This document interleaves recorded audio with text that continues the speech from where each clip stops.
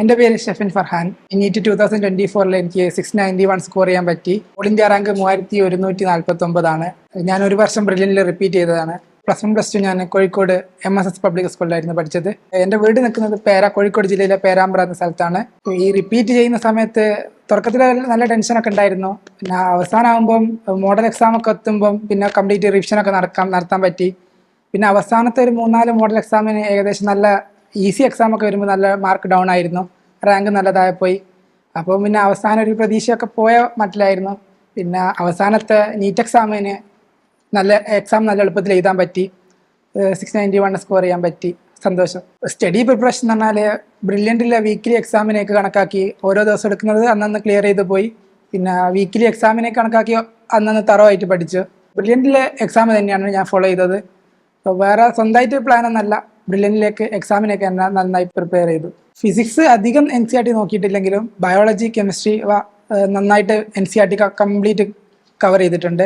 പിന്നെ ഒബ്ജക്റ്റീവ് ചെയ്യാൻ വേണ്ടി ഞാൻ ഉപയോഗിച്ചത് ബ്രില്യനിലെ മെറ്റീരിയൽ തന്നെയായിരുന്നു. അതിൽ അധികം നല്ല ക്വസ്റ്റ്യൻസും പിന്നെ ലേണിംഗ് ആപ്പ് എല്ലാം ഹെൽപ്ഫുൾ ആയിരുന്നു. 2025 നീറ്റ് റിപ്പീറ്റ് ചെയ്യാൻ നിൽക്കുന്ന ആൾക്കാരോട് അല്ലെങ്കിൽ എക്സാം ഫേസ് ചെയ്യാൻ പോകുന്ന ആൾക്കാരോട് എനിക്ക് പറയാനുള്ളത്, നമ്മളൊരു ബ്രില്യൻറ്റ് പറയുന്നത് നമ്മൾ ഫോളോ ചെയ്യുക. ബ്രില്യൻ്റ് എക്സാമിനൊക്കെ വേണ്ടി പ്രിപ്പയർ ചെയ്യുക. NCERT കംപ്ലീറ്റ് പഠിക്കുക. ഞാൻ ബ്രില്യൻറ്റിൽ പാല D ബ്ലോക്കിലായിരുന്നു പഠിച്ചത്. എൻ്റെ ഹോസ്റ്റൽ നടക്കൽ ഹോസ്റ്റലായിരുന്നു. നടക്കൽ ഹോസ്റ്റലിന് തൊട്ടടുത്താണ് D ബ്ലോക്ക് ക്യാമ്പസ് വരുന്നത്. അപ്പം രാവിലെ മുതൽ രാത്രി വരെ റെഫറൻസ് ഇരിക്കാനുള്ള സൗകര്യം അവിടെ ഉണ്ട്. ലൈബ്രറി യൂസ് ചെയ്യാം. പിന്നെ ഡൗട്ട് ക്ലിയറൻസ് ആണെങ്കിലും അവിടുന്ന് പ്രൊഫസേഴ്സ് ഉണ്ടാവും ഏത് സമയത്തും. അപ്പം നമുക്ക് എപ്പം ഡൗട്ട് വരുന്നു അന്നേരം തന്നെ നമുക്ക് പ്രൊഫസേഴ്സിനെ അപ്രോച്ച് ചെയ്യാനുള്ള ഒരു ഓപ്ഷൻസ് D ബ്ലോക്കിൽ ഉണ്ടായിരുന്നു. പിന്നെ ഞാൻ പഠിച്ച ബാച്ച് R22 ആണ്. അപ്പോൾ ക്ലാസ് ടീച്ചർ അമൽ സാറ്. ഇത് എൻ്റെ സിസ്റ്ററാണ്. പാല 2021 റിപ്പീറ്റ് ചെയ്തതാണ്. ഇപ്പം ആലപ്പുഴ മെഡിക്കൽ കോളേജിൽ 3rd ഇയർ MBBS സ്റ്റുഡൻ്റ് ആണ്.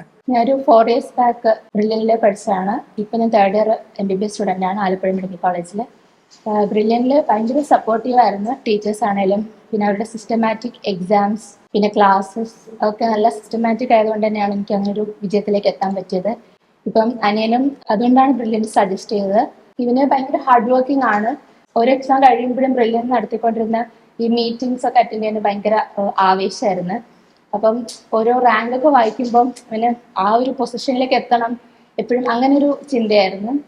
അതുകൊണ്ട് തന്നെ എപ്പോഴും നല്ലോണം വർക്ക് ചെയ്തുകൊണ്ടിരുന്നു. ഒരു പൊസിഷനിൽ എത്തണം, ബ്രില്യൻറ്റ് ഡയറക്ടർ എപ്പോഴും എൻ്റെ പേര് വായിക്കണം, അങ്ങനെ ഒരു ഇതിലായിരുന്നു. അപ്പം അതുകൊണ്ട് തന്നെ എപ്പോഴും ഹാർഡ് വർക്ക് ചെയ്തുകൊണ്ടിരിക്കും.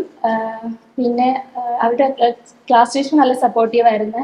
എൻട്രൻസ് സംബന്ധമായ വാർത്തകളും അപ്ഡേഷനുകളും ഏറ്റവും വേഗം ആധികാരികമായി അറിയാൻ ബ്രില്യൻറ്റ് സ്റ്റഡി സെന്റർ പാല യൂട്യൂബ് ചാനൽ സബ്സ്ക്രൈബ് ചെയ്യുക. ബെൽ ഐക്കൺ അമർത്തുക. ഈ വീഡിയോ മറ്റ് സുഹൃത്തുക്കളിലേക്കും ഷെയർ ചെയ്ത് നൽകുക.